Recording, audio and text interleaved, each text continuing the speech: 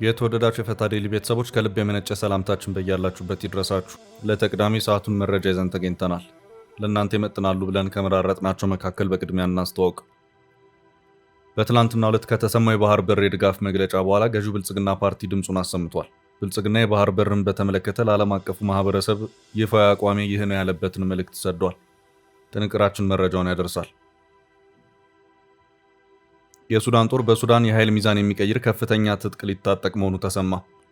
ሱዳን $1.5 ቢሊዮን የጦር መሳሪያ ከፓኪስታን ልትሸምት ስምምነት ላይ መድረሷን የሮይተርስ ዘገባ አመልክቷል።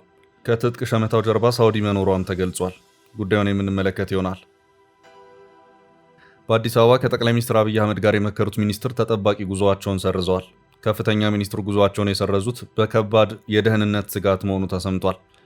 ከአዲስ አበባ ምክር በኋላ አቅጣጫቸውን ቀይረዋል። ዝርዝር መረጃውን እናደርሳለን።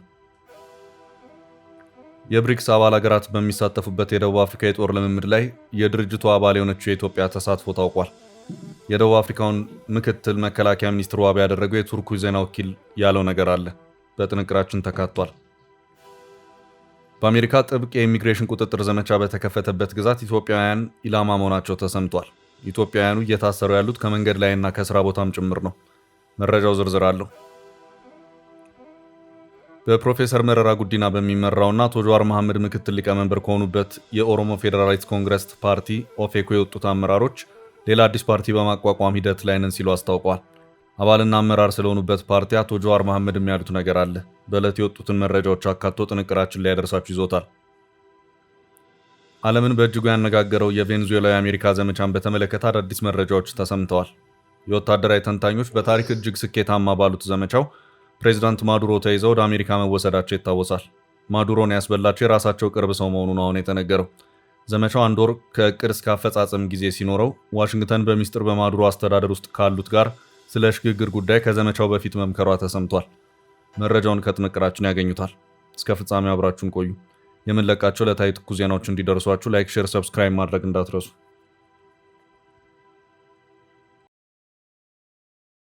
መሃል ፒያሳ ላይ እጅግ ድንቅ አፓርትመንት ለሽያጭ ቀረበ።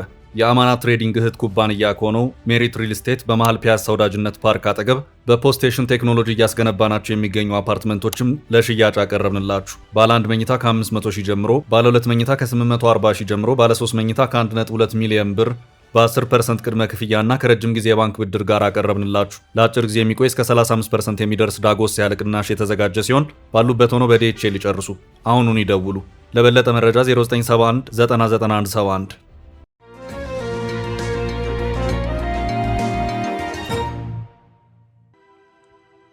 የኢትዮጵያ ተሳትፎ በግዙፍ የጦር ልምምድ ላይ።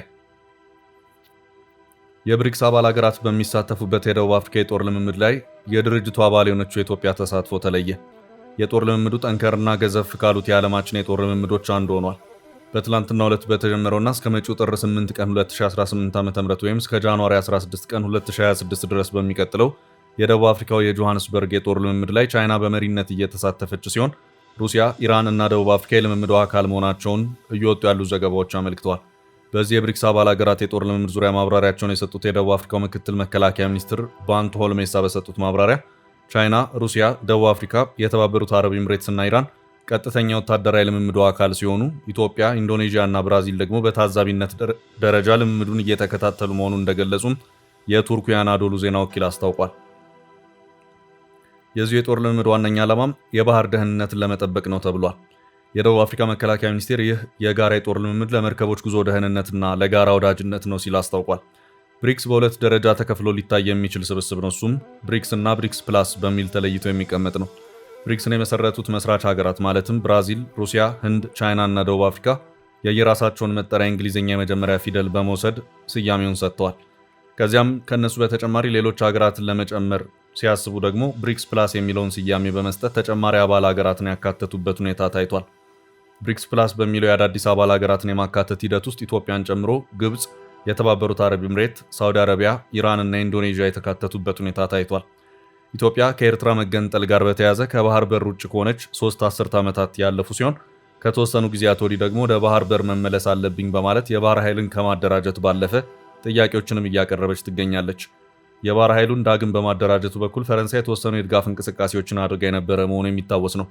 ሆኖም ከትግራይ ጦርነት ጋር በተያያዘ በተፈጠረው ክፍተት ፈረንሳይ የተጀመረውን ሂደት ያቆመችበት ሁኔታ ተፈጥሯል። ጠቅላይ ሚኒስትር አብይ አህመድና የፈረንሳዩ ፕሬዚዳንት ኢማኑኤል ማክሮን ጠበቅ ያለ ወዳጃዊ ግንኙነት ያላቸው ሲሆን በባህር ኃይሉ መልሶ ማደራጀት በኩል ፈረንሳይ መልሳ እንቅስቃሴ ትጀምር ወይም ነገሮች በነበሩበት ይቁሙ በግልጽ የታወቀ ነገር የለም። ያም ሆነ የኢትዮጵያ መንግስት የባህር ኃይሉን በተጠናከረ ሁኔታ እያደራጀ መሆኑ ይታያል። ይህ አሁን የታየው የብሪክስ አባል ሀገራት የባህር ላይ ጦር ልምምድ የታዛቢነት ሚናም ከዚሁ ጋር የተያያዘ ነው የሚል ግምት እንዲሰጠው አድርጓል።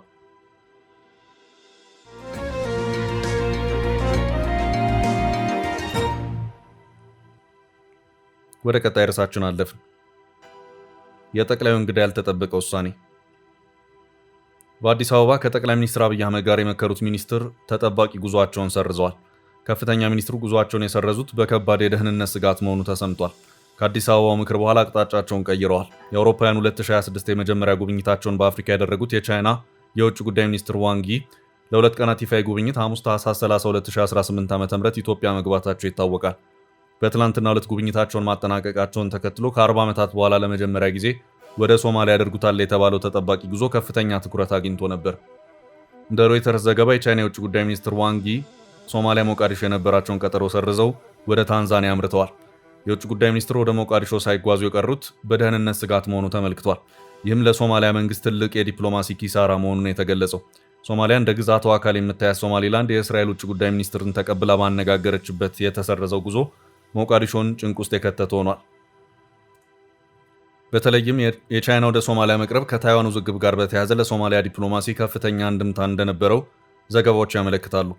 በሶማሊያ የሚገኘው የቻይና ኤምባሲ የውጭ ጉዳይ ሚኒስትር ዋንግ ይ ጉብኝት ከሶማሊያ መንግስት በተደረገ ስምምነት ወደ ሌላ ጊዜ ተራዝሟል ሲል አመልክቷል። የተሰረዘበትን ምክንያትም ከመግለጽ ተቆጥበዋል። ተያይዞ የወጡ ሌሎች መረጃዎች በሶማሊያ መዲና ያለው የደህንነት ሁኔታ አሳሳቢ መሆኑን በመግለጽ ላይ ይገኛሉ። እንደ ሮይተርስ ዘገባ የቻይና የውጭ ጉዳይ ሚኒስትር ለመጨረሻ ጊዜ ወደ ሶማሊያ የተጓዘው በአውሮፓውያኑ 1980ዎቹ ሲሆን የአሁኑ ጉብኝት ከ40 ዓመታት ገደማ በኋላ የመጀመሪያ ይሆናል ተብሎ በልዩ ትኩረት ሲጠበቅ ነበር። እስራኤል ከሶማሊያ ተገንጥላ ነፃነቷን ላወጀችው ሶማሊላንድ የመጀመሪያውን የሀገርነት እውቅና ከሰጠች በኋላ ይደረጋል ተብሎ ቀጠሮ ተይዞለት የነበረው ይህ ጉብኝት ለሞቃዲሾ ዲፕሎማሲያዊ ድጋፍ ሊሰጥ እንደሚችል ቢታመንም ሳይሳካ ቀርቷል። የእስራኤል ለሶማሊላንድ እውቅና ከሰጠች በኋላ ለሶማሊያ ያላትን ድጋፍ በድጋሚ ያረጋገጠችው ቤጂንግ በኤደን ባህረ ሰላጤ ዙሪያ ተጽዕኖዋን ለማጠናከር ትሻለች። ይህ ቀጠና ወደ ቀይ ባህር መግቢያ ከመሆኑም በላይ በስዊዝ ካናል በኩል ወደ አውሮፓ ገበያ ለሚጓዘው የቻይና ንግድ ወሳኝ መተላለፊያ መስመር ነው።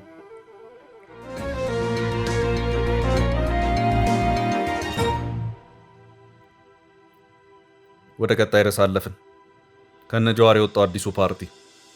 ጀዋር በቀጣዩ ምርጫ በፕሮፌሰር መረራ ጉዲና በሚመራውና አቶ ጀዋር መሐመድ ምክትል ሊቀመንበር ከሆኑበት የኦሮሞ ፌዴራሊስት ኮንግረስ ፓርቲ ኦፌኮ የወጡት አመራሮች ሌላ አዲስ ፓርቲ አቋቋሙ መሆኑ ታወቀ። እነዚሁ ከኦፌኮ በመውጣት አዲስ ፓርቲ መመስረታቸውን ያስታወቁት አመራሮች በማዕከላዊ ኮሚቴ ደረጃ የነበሩ መሆናቸውን መረጃው ደርሶኛል ያለው ዋዜማ አመልክቷል። እንደ መረጃው ከሆነ አዲስ የተቋቋመው ፓርቲ ፌዴራል ዴሞክራሲያዊ ፓርቲ የተሰኘ ስያሜ ተሰጥቶታል። ፓርቲውም ሀገር አቀፍ ይዘት ያለው ነው ተብሏል። በፕሮፌሰር መረራ ጉዲናና አቶ ጀዋር መሐመድ የሚመራው ኦፌኮ በመጪው ግንቦት ወር በሚካሄደው ሀገራዊ ምርጫ የሚሳተፍ መሆኑን አስታውቋል።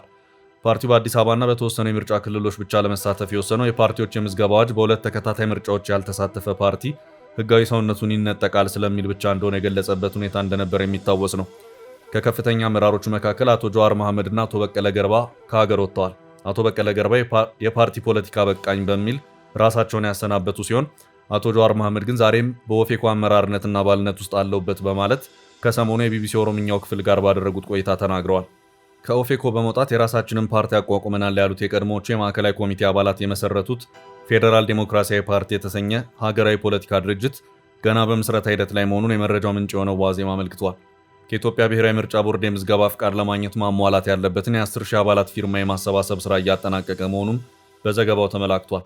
በአዲሱ ፓርቲ ውስጥ ያሉት የቀድሞ የኦፌኮ ፓርቲ ማዕከላዊ ኮሚቴ አባላትን በዝርዝር እንዳትገልጹ ያመለከተው ዋዜማ የሐሳቧ ምንጭና ዋና መስራች ግን የኦፌኮ ከፍተኛ አመራር እንዲሁም የኢትዮጵያ የፖለቲካ ፓርቲዎች የጋራ ምክር ቤት ሰብሳቢ የነበሩት አቶ ደስታ ዲንቃ መሆናቸውን መረጃውን አድርሰውኛል ብለዋል። ወደ ውጭ ሀገር ከወጡ በኋላ በመንግስት ላይ ጠበቅ ያሉ ትችቶችን አከታትለው ሲሰነዝሩ የሚታዩት የኦፌኮ አመራሩ አቶ ጀዋር መሐመድ በመጪው ግንቦት ወር በሚካሄደው ሀገራዊ ምርጫ ፓርቲያቸው ኦፌኮ ውጭ አድርጎ ያቀረባቸው እንደሆነም በቢቢሲ በኩል ጥያቄ ቀርቦላቸው ነበር። በምላሻቸውም ፓርቲው የሚያቀርባቸውን እጩዎች ጊዜው ሲደርስ ያሳውቃል በማለት አልፈውታል።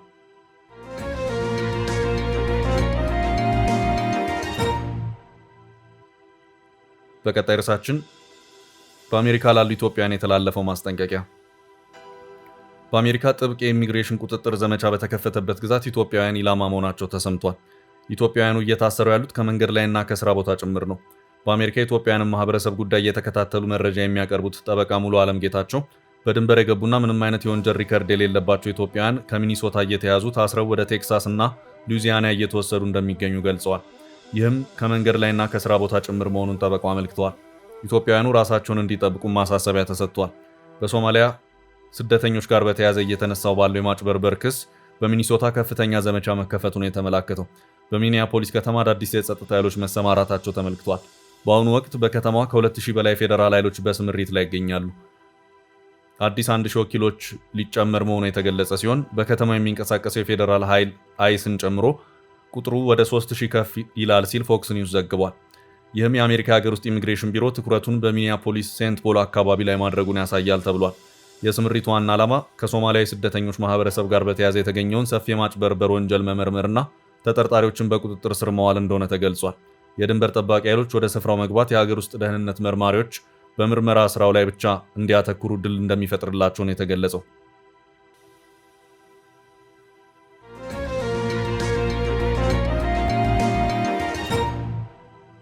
ወደ ቀጣይ መረጃ ስናልፍ የባህር በር አቋም ይታወቅልኝ ብልጽግና። በትላንትናው ዕለት ከተሰማው የባህር በር የድጋፍ መግለጫ በኋላ ገዢው ብልጽግና ፓርቲ ድምፁን አሰምቷል። ብልጽግና የባህር በርን በተመለከተ ለዓለም አቀፉ ማህበረሰብ ይፋ አቋሜ ይህ ነው ያለበትን መልእክት ሰዷል። የውጭ ጉዳይ ሚኒስትሯን ወደ ኢትዮጵያ የላከችው ቻይና የቀጠናው ሀገራት ሉዓላዊነትና የግዛት አንድነትን ባከበረ መልኩ የማሪታይም ሎጂስቲክስ ትስስራቸውን ለማጠናከር የሚያደርጉትን እንቅስቃሴ እንደምትደግፍ በትላንትናው ዕለት መግለጿ ይታወቃል። የባህር በር የማግኘት ጉዳይ ማሪታይም ሎጂስቲክስ ትስስርን ለማጠናከር ከሚረዱ ተግባራት መካከል እንደሆነም ቻይና ገልጻለች። ቻይና በዚህ መግለጫ ላይ የኢትዮጵያ መንግስት ከቅርብ ዓመታት ወዲህ በአጽንኦት እያነሳ ያለውን የባህር በር ተጠቃሚነት ጉዳይን ከቀጠናዊ ትስስር ጋር አያይዛ ጠቅሳለች። የቀጠናው ሀገራት በተለያዩ መስኮች የግንኙነት ትብብርና የአፍሪካ ውህደትን ለማጠናከር የሚከናወኑ ተግባራትን እንደምታበረታታ አስታውቃለች። ግንኙነትን ለማጠናከር በሚል ከተጠቀሱት ጉዳዮች ውስጥ አንዱ የማሪታይም ሎጂስቲክስን ማሳደግ ነው። ይህ የሚሆንበት አንዱ መንገድም የባህር በር ማግኘት እንደሆነ ቻይና ድጋፏን ገልጻለች። ይህ ድጋፍ ከልዕለ ኃያላኑ ሀገር ከተሰማ በኋላ ብልጽግና ፓርቲ ባህር በርን በተመለከተ ይፋዊ መልእክት ሰዷል። ብልጽግና ፓርቲ ለዓለም አቀፉ ባስተላለፈው መልእክት ባህር በርን በህጋዊ አግባብ እናሳካለን ሲል አመልክቷል።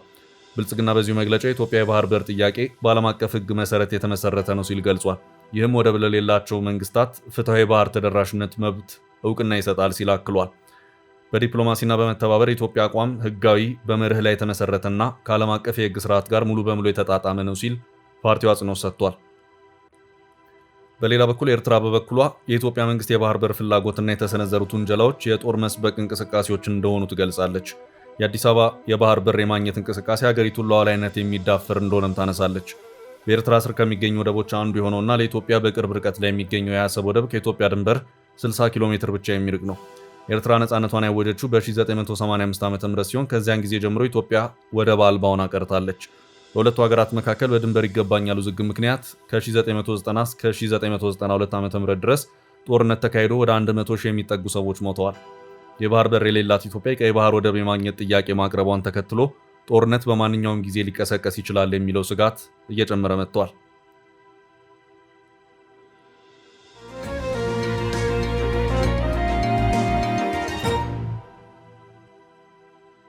ወደ ቀጣይ መረጃ አለፍ።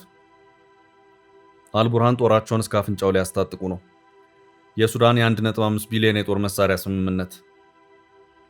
የሱዳን ጦር የ2 ዓመት ከግማሽ የሱዳን ጦርነትንና የኃይል ሚዛኑን የሚቀይር ከፍተኛ ትጥቅ ሊታጠቅ መሆኑ ተሰማ። ሱዳን የ1.5 ቢሊዮን ዶላር የጦር መሳሪያ ከፓኪስታን ልትሸምት ስምምነት ላይ መድረሷን የሮይተርስ ዘገባ አመልክቷል። ጨዋታ ቀያሪን የተባሉ ከዚህ የጦር ስምምነት ጀርባ ሳውዲ መኖሯን ሪፖርቱ አመላክቷል። የሱዳን ጦር ከፓኪስታን ጋር የደረሰበት ስምምነት ፓኪስታን ሰራሽ የሆኑ 10 ካራኮራም 8 የውጊያ ጀቶች ከ200 በላይ ድሮኖች የሚጨምር መሆኑ ተነግሯል። የሱዳን ጦር በተጨማሪ አጥፍቶ ጠፊ ካሚካዝ ድሮኖችንና ከፍተኛ አቅም ያለው የአየር መከላከያ ስርዓት በእጁ ይገባል ተብሏል። 3 የመረጃ ምንጮችን ጠቅሶ ስለ መሳሪያ ሽያጭ ዘገባ ያቀረበው ሮይተርስ የሱዳን ጦር ከመሳሪያው ግዢ ጋር ወታደራዊ ስልጠናም ያገኛል ብሏል። የፓኪስታን የኤር ማርሻል የሆኑት አሚር ማሶድ ስምምነቱን በአብዛኛው የድሮን ነው ሲሉ ገልጸውታል። ፓኪስታን የቻይና ምርት የሆነውን ጂኤፍ-17 የጦር ጀትንም ለካርቱም ለመሸጥ ተስማምታለች።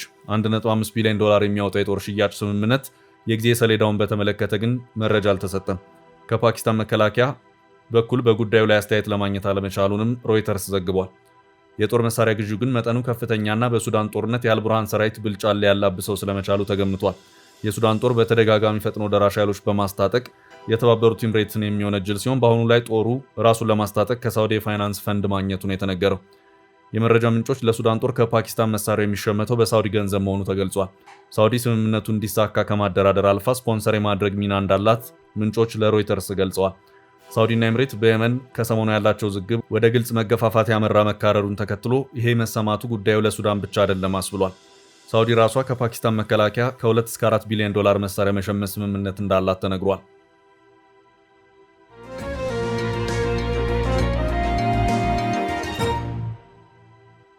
ወደ ቀጣይ መረጃ አለፍን።